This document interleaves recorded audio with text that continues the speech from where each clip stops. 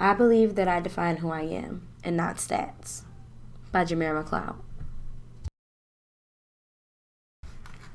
Statistics show growing up without a parent or in poverty can affect a child's options toward higher education.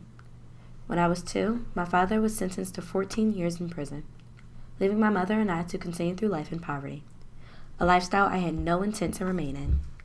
I come from a family where a vast majority of the members have never been to college.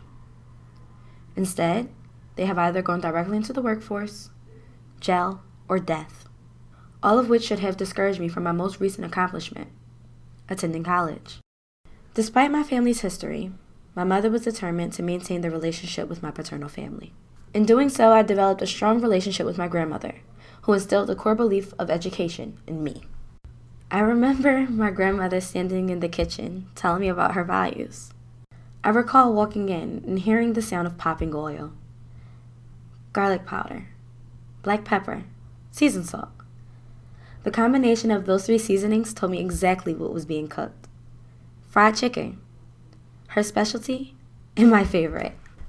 It was as she was seasoning and dredging the chicken that she told me of her fight during the civil rights movement so that her descendants would be able to attain an education. She then gently set the chicken into the deep fryer. The sizzling of the oil reflected the sting that was in her eyes because she believed that the only equilibrium in this world was knowledge. It was the first time in my life that I saw a bit of weakness in her. She placed blame on herself for not being as educated as others. Seeing her in such sorrow sent a wave of heartache through me. I knew she believed her lack of education held our family back from success. Yet, when she turned to look back at me, there was hope that radiated through her presence. Shortly thereafter, my grandmother passed away from cancer. But she was set in her beliefs and made sure I never forgot how important it was for me to continue through school.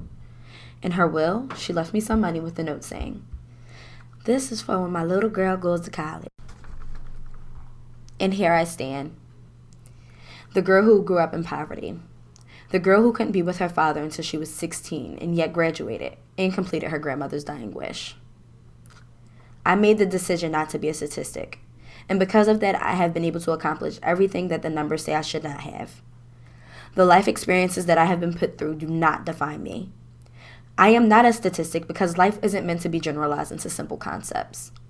All my life, I've defied what the world of statistics has paid for me. According to statistics, I should be inadequate in everything that I do. Numbers do lie, and that's why I believe that I am not a statistic.